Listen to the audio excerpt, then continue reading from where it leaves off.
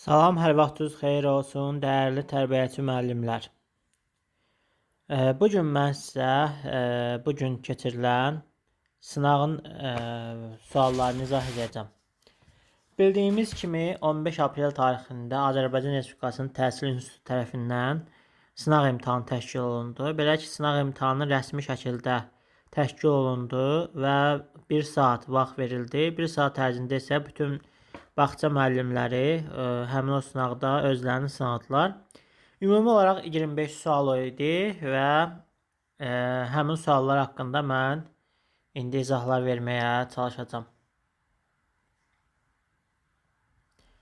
Birinci sualdan başlayaq. Deməli, birinci sualda tərbiyəçi müəllim 4-5 yaşlı qrup ilə açıq havada hərəkətli oyun keçirir.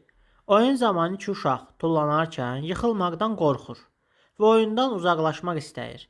Tərbiyəçi müəllimin həm təhlükəsizliyi təmin etmək, həm də uşaqların özünə inamını qorumaq üçün verəcəyi doğru qərar hansıdır? Bu situasiyada tərbiyəçi müəllim üçün ən doğru yanaşma uşaqların fərdi inkişaf xüsusiyyətlərini və emosional vəziyyətlərini nəzərə almaqdır. Baxaq. Deməli, A variantı maneələr arasındakı məsafəni azaldaraq oyunun sadələşdirilmiş versiyasını təklif edir. Təbii ki, əgər belə deyək də, uşaq ümumiyyətlə oyundan qorxursa və yaxud da uşaq tapşırığı düzgün yerinə yetirə bilmirsə, biz mütləq şəkildə bunu sadələşdirməliyik. Məsəl üçün, uşaq əgər 10-a qədər saya bilmirsə, biz əvvəlcədən 5-ə qədər sayma verməliyik, daha sonra 10-a qədər sayma. Yəni, bu sualımızda, bu tapşırığımızda birinci əsas məqam ondan ibarətdir ki, tərbiyəçi müəllim oyunu sadələşdirməlidir. Məsələn, iki uşaq burada nə edir? Yıxılmaqdan qorxur. Deməli, yıxılmaqdan qorxursa, tərbiyəçi müəllim birinci başqa tapşırıq verməlidir. Başqa hərəkətli oyun verməlidir. Daha sonra isə artıq bu tapşırığa keçməlidir. Yəni, maneələr arasında məsafəni azaldıb oyunun sadələşdirilmiş versiyası təklif edir. Məsələn, əvvəl maneələr yüksəkdir. Tutaq ki, 3 metrlik maneədirsə və yaxud 2 metrlik, 1 metrlik maneənin üstündən tullanmaqdırsa, bunu əvvəl 0,5 metr edir. Daha sonra getdikcə isə bunun metrəsini artırır. Yəni, nəticə etibarilə uşağın özünə inamı artır, uşaq özünə güvəni qayıdır. Yəni, artıq sadə tapşırığı, yəni çətin tapşırığı sadələşdirib sadən mürəkkəbə. Məsələn, bayaq qeyd etdiyim kimi, burada 5-ə qədər saymanı uşaq bilmirsə, əvvəlcədən biz 3-ə qədər saymanı öyrədirik.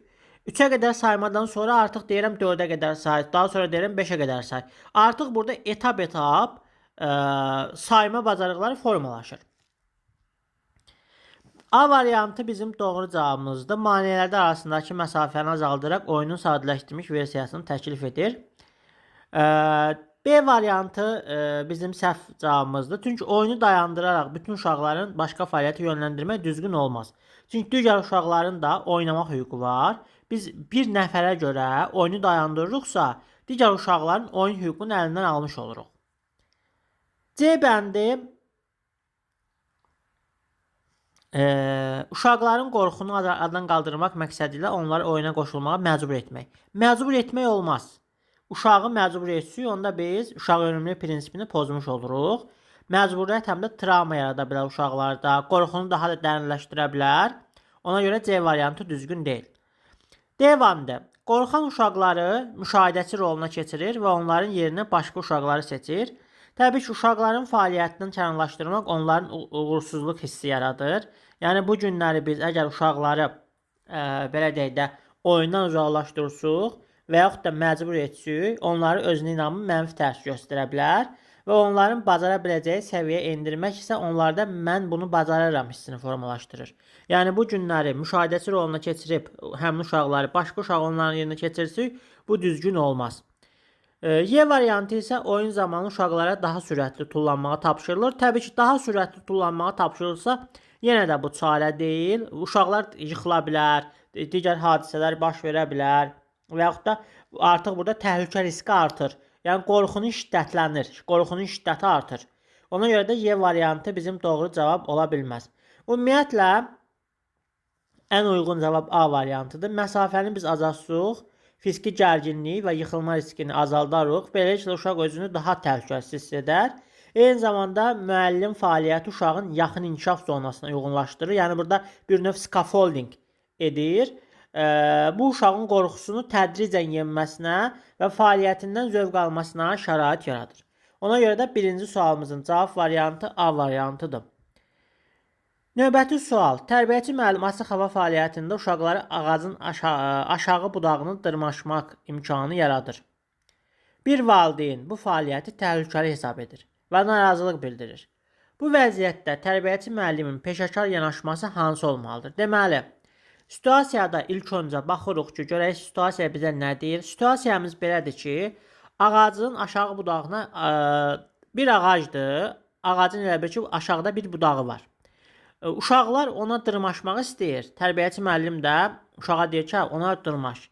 Amma valideyn bundan narahatdır ki, uşağım belə deyək də ona dırmaşar, yıxılar. Bu vəziyyətdə tərbiyəçi müəllim nə etməlidir? A variantına biz baxsaq, valideynin etirazını nəzərə alaraq fəaliyyət tam ləğv etmək. Təbii ki, burada valideynin etirazını nəzərə almaq düzgün olmaz. Çünki bir valideynin subyektiv qorxusuna görə bütün qrupun inkişafına xidmət edən fəaliyyəti dayandırmaq pedaqoji baxımdan yanlışdır. Yəni bu bir valideyn əgər qorxursa, belə deyək də, digər uşaqları da bundan məhrum etmək düzgün deyil. Və yaxud da tutaq ki, belə bir şey deyim də, tutaq ki, uşaqları biz ekskursiya aparmaq istəyirik, amma bir valideyn deyir ki, mənim uşağım xəstələnər deyə aparma.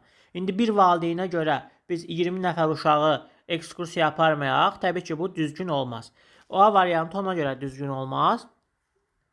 B variantı valideynin narahatlığını nəzərə almadan fəaliyyət davam edir. Xeyr, narahatlığını nəzərə almaq lazımdır. Valideyn özü də narahatdırsa bunu nəzərə almaq lazımdır. Əgər biz valideynin narahatlığını nəzərə almasaq, onda valideynə qarşı inamsızlıq hissi formalaşmış olacaq. Valideyn deyəcək ki, bizə inanmır, bizim sözümüzə qulaq asmır tərbiyəçi. Yəni valideynin rəyinə məhəl qoymamaq etik qaydalardan ziddir. Və burada əməkdaşlıq prinsipi pozulur.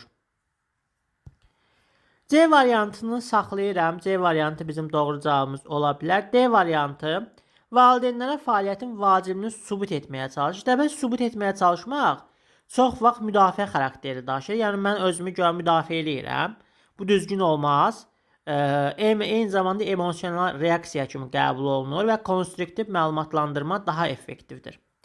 Ona görə mən D variantında, yəni sübut eləmək düzgün olmaz. Y variantı isə fəaliyyətlər yalnız daha cəsarətli və validir. Əgər biz yalnız cəsarətli uşaqları fəaliyyətə cəlb edəcəyik, onda həmin uşağa qarşı biz ayrı-seçkilik etmiş olacağıq. İnklüzivlik prinsipini pozmuş olacağıq. Eyni zamanda uşaq yönümlülük prinsipini pozmuş olacaq, ayrı-seçkilik eləmiş olacaq, dünyaviliyi pozmuş olacaq. Həm də uşaq inkişaf eləməyəcək. Ona görə Y variantı da səhv cavabımızdır. C variantı doğru cavabdır. Riskin idarə olunması və təhlükəsizlik tədbirləri barədə valideyni öncədən məlumatlandırmaq. Təbii ki, peşəkar yanaşmanın əsaslandırılması ondan ibarətdir ki, məktəbəqədər təhsil müəssisəsi ilə ailə arasında qarşılıqlı etimadın olması vacibdir və valideyn narahatlığı təbiidir və müəllimin vəzifəsi isə bu narahatlığı arqumentləşdirilmiş şəkildə aradan qaldırmaqdır. Açıq hava oyunları kurikulumun bir hissəsidir və uşaqların fiziki inkişafı, yəni iri motorika, kiçik motorika və s. sensomotor bacarıqları üçün önəmlidir. Və müəllim valideyni izah etməlidir ki, fəaliyyət tam nəzarət altındadır. Ağacın budağı uşaqların boyuna uyğundur və lazımi təhlükəsizlik tədbiri görülüb. Eyni zamanda bu cür fəaliyyətlər planlaşdırılarkən valideynlərin öncədən məlumatlandırılması gələcəkdə yarana biləcək münaqişənin qarşısını alır. Yəni burada öncədən də bəzi fəaliyyətlərdə valideynlər məlumatlandırılmalıdır. Ona görə də ikinci sualımızın cavab variantı olacaq C variantı. Üçüncü sual. Tərbiyəçi müəllim meyvələr mövzusunu planlaşdırarkən uşaqlara meyvələrin rəsmlərini çəkdirir, sayma tapşırığı verir və meyvələrin dadı haqqında onları danışdırır. Bu planlaşdırma nümunəsi verilənlərin hansını əks elətdirir?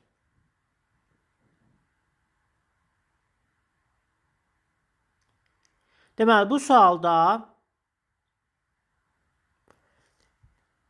mövzunu planlaşdırarkən uşaqlara birinci meyvələrin rəsmlərini çəkdirir. Daha sonra sayma tapşırığı verir. Burada inteqrasiya olunub. Təbii ki, mövzularımız inteqrasiya olunub. Baxın, rəsmini çəkdirmək olacaq estetik yaradıcı inkişaf, təsviri fəaliyyət, sayma, idraki inkişaf, meyvələrin dadı haqqında onları danışdırır. Bu da idrak. Deməli, burada estetiklə idrak inteqrasiya olunub ümumi məqamda. Ona görə də qısa olaraq deyirəm, cavab olacaq B variantı. 4-cü sualda Hasan sualımızdır. Müəllim plan hazırlayarkən məşğələdən istifadə ediləcək təlim üsulları, resurs və iş formalarını müəyyən edir.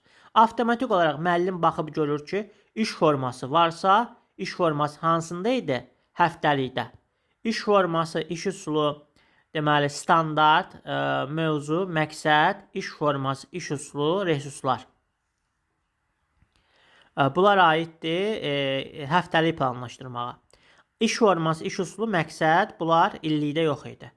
Ona görə də illik ola bilməz. Doğru cavabımız D variantıdır. Həftəlikdə iş forması olur. Yəni biz təlim üsulu ilə və iş forması, baxın, təlim üsulu ilə iş forması yalnız həftəlikdədir. Amma resurs hər ikisindədir. Biz birini təlim üsulu və iş formasını görən kimi avtomatik olaraq həftəlik götürdük 4-də. 5-ci suala baxaq.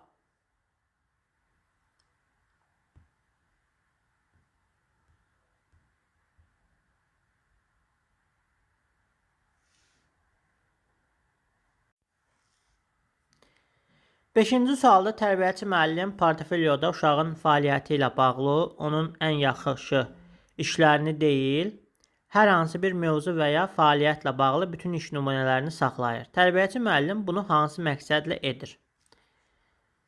Baxaq. Deməli, uşağın yalnız uğurlu nəticəsini göstərmək məqsədi. Deməli, portfolyoda uşağın fəaliyyəti ilə bağlı ən yaxşı işlərini deyil, hər hansı bir mövzu və fəaliyyətlə bağlı bütün iş nümunələrini saxlayırsa, bu səbəb nədir? Səbəb inkişafını izləməkdir. Yalnız uğurlu nəticələrini səhvdir, çünki bunun zəif nəticələri də ola bilər. Ona görə də A variantı səhvdir. Çünki nailiyyət qovluğuna çevirir bu. Amma əslinə qalsa portfolyo nailiyyət qovluğu deyil. Uşağın uğurlu tərəfi ola bilər, zəif tərəfi ola bilər, inkişafının izlənilməsi ola bilər. Yəni bunlar itir. B variantını saxladıq. C variantı portfolyo onun vizual olaraq daha cəlbedici etmək məqsədilədir. Xeyr, biz portfolyonu vizual olaraq orada cəlbedici məqsədi ilə saxlayaq. Belə deyək də, yalnız formal xarakteri daşısın, bu düzgün deyil. Yəni portfolyonun məqsədi vizual gözəllik deyil, pedaqoji sənədləşmədir. Ona görə C variantı səhvdir. D variantı uşaqlar arasında müqayisə aparmaq məqsədilə xeyr, uşaqlar arasında müqayisə aparmaq olar. Amma tərbiyəçi müəllim uşaqlar arasında müqayisə yox, uşağın özünün bacarığı arasında müqayisə aparmalıdır. Məsələn, əvvəl nəyi bilirdi, indi nəyi bilir? Biz qaydaya görə uşaqları bir-birinə müqayisə edə bilmərik. Ona görə də D variantı bizim səhv cavabımızdır. Etik baxımından və pedaqoji baxımından uşaqları bir-birinə müqayisə etmək yanlışdır. Uşağın özünü müqayisə etmək lazımdır özü ilə, başqası ilə yox.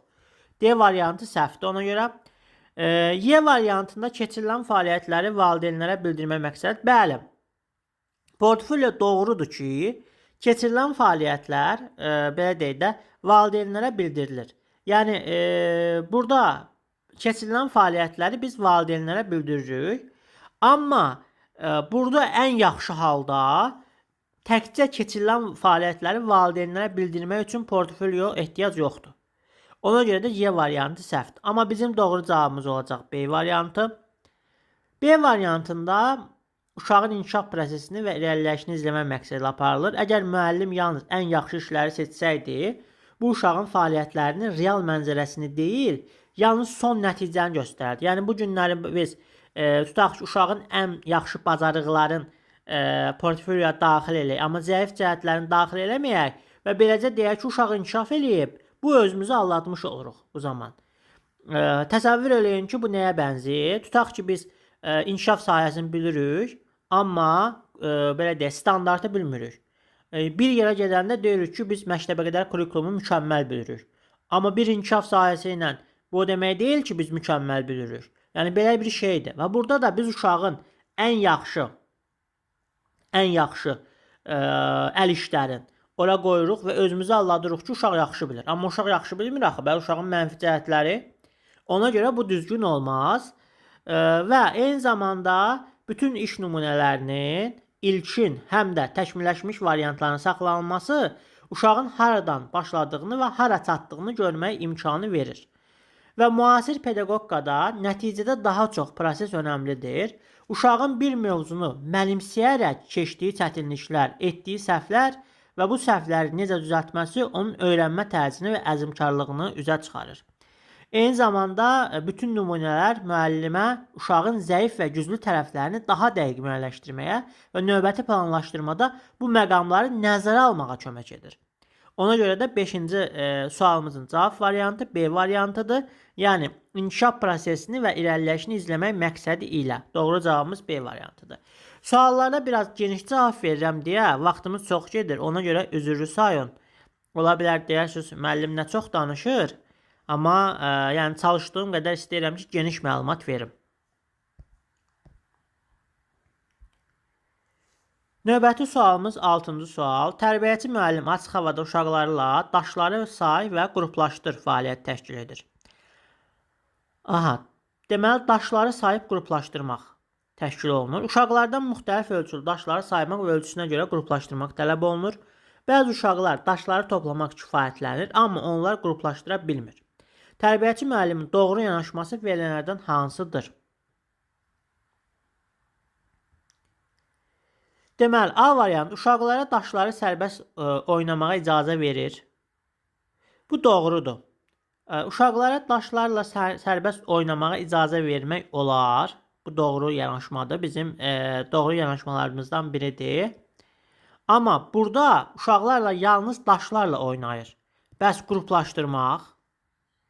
Yəni bizim məqsədimizdən kənar saxlayır bu A variantı. Oynaya bilər sərbəst. Bu doğru cavabdır. Oynaya bilər. Amma bizim əsas məqsədimiz tək oynamaq deyil axı, həm də qruplaşdırmaqdır. Ona görə A variantı doğru cavab olmaz. B variantı daşlardan istifadəni dayandıraraq başqa fəaliyyətə keçmək. Bu da doğru olmaz. Çünki bizim məqsədimiz daşdan istifadə edib saymaqdır. Ona görə də çətinlik qarşılaşan kimi fəaliyyət dayandırmaq düzgün olmaz. C variantı riyazi tapşırıqlar yalnız bacaran uşaqlar davam edir. Təbii ki, bacaran uşaqlar davam etsin, bəs bacarmayan uşaq necə olacaq? Onda yenə də ayrı seçkilik etmiş olacaq. D variantı fəaliyyəti yalnız müşahidə xarakterli. Müşahidə də düzgün olmaz. Müəllim sadəcə müşahidəçi deyil, həm də yönəldici, dəstəkləyici, fasilitatordur, skaffoldinq eləyəndir. Artıq müəllim yalnız müşahidə elədi, yol göstərmədisə, onda düzgün olmaz. Amma Y variantı bizim doğru cavabımızdır. Deməli, əvvəlcə tapşırığın birinci hissəsinə, sonra növbəti hissəni diqqətlə yönəldirir. Yəni, burada mərhələli yanaşmadan söhbət gedir. Müəllim fəaliyyəti kiçik hissələrə bölərək, əvvəlcə sayma, bu mərhələ bitdikdən sonra isə qruplaşdırma. Yəni, uşaqların diqqətini bir nöqtəyə fokuslayır. Və bu səbəbdən sadə mürəkkəbə prinsipini tətbiq edir. Yəni, uşaqlar daşları toplamaq və saymaqla artıq birinci mərhələni icra edir. Müəllim bu uğuru təhsil etdikdən sonra onlar ikinci addıma, ölçüsünə görə fərqləndirməyə yönəlir. Yəni, əgər uşaq eyni anda həm sayır, həm də təsnifat aparmalıdırsa, bu onun kognitiv yükünü artırır və tapşırığı hissələrə bölmək uşağın uğur qazanma ehtimalını artırır. Yəni, biz bu zaman nə etməliyik? Tapşırığı hissələrə bölməliyik. Əvvəlcə uşaq daşları tapıb saymalıdır, daha sonra isə qruplaşdırmalıdır. Hissələrə bölsün, uşaq daha yaxşı qavrayacaq. Ona görə doğru cavabımız Y variantı olacaq. 7-ci suala baxaq. 7-ci sualda deyir ki, tərbiyəçi müəllim açıq hava oyunları zamanı uşaqların nitqini inkişaf elətdirmək məqsədi ilə müxtəlif suallar verir. Aşağıdakı suallardan hansılar daha məqsədə uyğundur? Nitqlə bağlıdırsa, səncə bu yarpağın rəngi niyə dəyişib? Aha, yarpağın rəngi niyə dəyişib? Biz uşağa belə bir sual verirsiniz. Bu sual uşağı mülahisə yürütməyə və səbəb axtarmağa yönələcək. Səncə ifadəsi uşağın şəxsi fikrinə önəm verildiyini göstərir. Yəni, artıq burada müzakirə olunacaq. Uşaq təkcə bir cümlə yox, bir neçə cümlə ilə bunu izah edəcək bizə. Və bir neçə cümlə ilə bizə izah edəcək deyini, artıq uşağın nitqi inkişaf edəcək. Bu doğrudur. Yəni uşağın nitqini inkişaf elətdirmək üçün açıq sual vermək lazımdır. Açıq sualda nədir? Bir neçə cavab variantı olan sual. Amma qapalı sual bir cavab variantı olan sualda bu düzgün olmaz. İndi ikiyə baxaq. Bu nədir? Bu nədir sualıdırsa, bu yanlış sualdır. Artıq burada bu qapalı sualdır. Bundan nitqi inkişaf edilməz. Məsələn, biz yarpağı göstəririk uşağa. Deyirik ki, bu nədir? Uşaq deyir yarpaq. Uşağın nitqi belə inkişaf edə bilər? Təbii ki, xeyr. Yəni bir cavabı var da, bunun müzakirə yoxdur. 2 ola bilməz. 2-ni çıxardırıq. Qalır B ilə Y variantı. Bu yarpaq digər yarpaqdan nə ilə fərqlənir? Görürsünüz, burada açıq sualdır. Artıq mülahisə yaradır. Uşaq burada müqayisə aparır, həm müşahidə eləyir, həm ölçür, həm rənginə baxır, həm formasına baxır. Artıq uşağın nitqi inkişaf edəcək. Artıq səbəbləri açıqlayanda bir neçə cümlə quracaq, bir neçə səbəb deyəcək və uşağın nitqi inkişaf edəcək. Deməli 3-ü götürdük. 1-3 bizim doğru cavab variantımızdır. Deməli cavab B variantıdır. Növbəti 4-cü varianta baxaq. Yarpağı yerdən götürə bilərsən? Uşaq deyir, bəli, götürə bilərəm. Bu qapalı sual olduğu üçün düzgün olmaz, nitqi inkişaf elətdirilmir. Daha sonra bu yarpağı hardan tapdın və necə təsvir edərdin? Aha, burada artıq bu açıq sualdır. Açıq sual olduğu üçün artıq uşaq bir neçə cümlə quracaq, ardıcıl cümlələri quracaq və burada rəngə uyğun sifətlərdən, cümlələrdən istifadə edəcək, təsvir yaradacaq. Nəticədə uşağın nitqi inkişaf edəcək. Ona görə də uşağın nitqi inkişaf elətdirən cavab 1, 3, 5-dir. 7-də doğru cavab olacaq B. Yəni nitqin inkişafı açıq suallarından olur, qapalı suallardan yox. 8-ci suala baxaq. Aşağıdakılardan hansı fəaliyyətlərarası keçidlərin səmərəli təşkili üçün istifadə olunan üsullardan biridir? Deməli, baxın. Fəaliyyətlərarası keçidlərin səmərəli təşkili üçün istifadə olunan üsullar. Söhbət buradan gedir.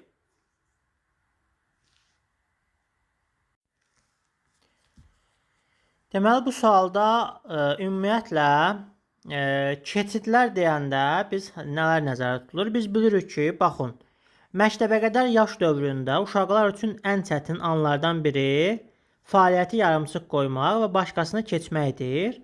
Təbii ki, uşaq bunun üçün müxtəlif oyunlardan istifadə edir və oyunları birdən-birə dayandırır və başqa bir keçidlərə, başqa bir belə də işə keçir. Və ümumi olaraq keçidlər deyəndə bura səsli şəkil və siqnallardır, nəfəs texnikası ilə özünü tənzimləmədir, yumuşaq və vədverici keçidlərdir və s. Yəni bütün bunlar hamısı bura aiddir və burada xəbərdarlıq da var. Baxın, A variantında uşaqlara xəbərdarlıq etmədən dərhal yeni fəaliyyətə başlamaqdır. Bu keçiddir. Baxın, biz uşağa xəbərdarlıq etmədən, uşaq tutaq ki, rəsm çəkir. Biz ona xəbərdarlıq etmədən say fəaliyyətinə köçürük. Onda uşaqda nə yaranacaq? Gərginlik yaranacaq, diqqətsizlik olacaq. Ona görə bu düzgün olmaz. Əgər biz, belə deyək, rəsm uşaqlar çəkirsə, biz saya keçiriksə, deyirik ki, uşaqlar, indi karandaşlarımızı yerə qoyub başlayırıq saymağa. Artıq uşaqlara xəbərdarlıq edirik. Yəni keçid edəndə, başqa bir fəaliyyətə biz keçid eləyəndə uşaqlara xəbərdarlıq edib ondan sonra keçid eləməliyik. Xəbərdarlıq etmədən yox. Ona görə cavab A variantı bizim səhv cavabımızdır. B variantı yüksək səslə istiqamət vermə və keçidləri plansız təşkil etmək. Təbii ki, plansız biz başqa bir keçidə keçsək, bizim işimiz xaosa çevriləcək. Çünki əvvəlcədən planımız yoxdur axı. Həm də bizim vaxt itkimiz olacaq.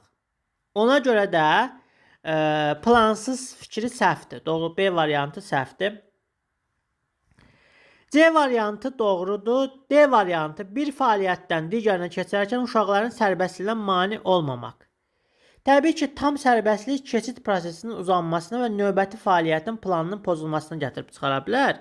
Biz uşaqların fəaliyyətinə mane olmuruq, amma tam da yoxdur. Müəyyən qədər mane ola bilərik. Biz digərinə keçəndə müəyyən qədər belə deyək mane ola bilərik, amma tam yox. Ona görə D variantı səhvdir. Uşaqlar sıraya düzələrək növbəti fəaliyyətin nə olduğunu izah etmək. Təbii uşaqlar hər dəfə sıraya düzmək həm bizim vaxtımızı aparır, həm də onların aktivliyini məhdudlaşdırır və siqnallar vasitəsilə keçid daha təbii və sürətlidir. Yəni ümumi olaraq deməli siqnallar vasitəsilə keçid daha yaxşıdır. Yəni müəllim uşaqlara vizual işarələr və səsli siqnallarla xəbərdarlıq edir. Məsəl üçün zənglə, musiqi ilə, əl çalmaqla xəbərdarlıq edir və xəbərdarlıq 5 dəqiqə və 2 dəqiqə əvvəl təkrar verilir. Artıq beləcə başqa bir fəaliyyətə keçirilir. Doğru cavab olacaq C variantı. Yəni fəaliyyət sırası keçidin səmərəli təşkili üçün istifadə olunan üsul şəkil, musiqi, zəng və ya əl çalmaq kimi siqnallardan istifadə etməkdir. Və s. Yəni 8-ci sualımızın cavabı olacaq bu. 9-cu sualımız. Nəfəs al. 1, 2, 3, 4. Bu da bizim keçid texnikamızdır. Nəfəs ver. 1, 2, 3, 4, 5. Nümunəsi əsasən hansı məqsədə xidmət edir? Təbii ki, nəfəs texnikası ilə özünü tənzimləmə uşaqlarda sadə nəfəs məşqi. Məsələn, nəfəs al və nəfəs ver. Və 2-3 dəfə təkrar et deyirik. Sonda donduq. Siqnal ilə yeni fəaliyyət başlanır. Və vacibdir ki, müəllim uşaqlara nəfəs saxlamağı yox, yavaşca buraxmağı öyrətsin. Və ən əsası yeni fəaliyyəti yumşaq və maraqlı sözlərlə təqdim etməlidir burada, yəni nəfəs fəaliyyətində. Və oyunu bitirərək deyir ki, oyunu bitiririk, çünki birazdan quşların səsini dinləyəcək. Yəni belə bir nəfəs fəaliyyəti eləyə bilər, nəfəs keçidi eləyə bilər. Deməli, A variantı uşaqlarda çeviklik və sürətli qaçma bacarığını inkişaf elətdirməkdir. Təbii ki, nəfəs məşqləri qaçış bacarığına deyil, uşağın daxili tarazlığını inkişaf elətdirir. Qaçma sözünə olduğu üçün bu səhv fikirdir. B variantını saxladıq. C variantı uşaqlarda müstəqil yaradıcılıq, rəsm qabiliyyətinin formalaşması. Rəsmin nə aidiyyəti var nəfəs məşqinə? Yəni, bu emosional hazırlığa aiddir. Nəfəs məşqlərinin nə aidiyyəti var? D variantı uşaqlarda uzun müddət nəfəs saxlama bacarığını inkişaf etdirmək. Təbii ki, nəfəs saxlaya bilərlər. Bu doğru ola bilər. Uzun müddət saxlamaq. Amma onun ritmik və nizamlı hala gətirmək bu doğru olmaz. Yəni nəfəsi uzun müddət saxlamaq idman rekordu qırmaq deyil. Onu ritmik və nizamlı hala gətirməkdir. Yəni nəfəsimizi nizamlı hala gətiririk, amma biz burada idman rekordu qırmırıq ki. Ona görə də D variantı səhv cavabdır.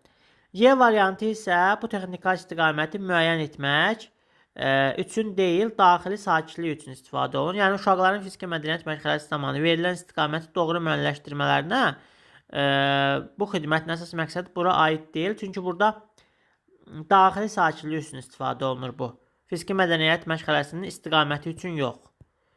Doğru cavab variantımız olacaq bizim B variantı. Uşaqlarda özünü tənzimləmə və sakitləşmə bacarığı gücləndirir. Məsəl üçün, uşağın stresi var.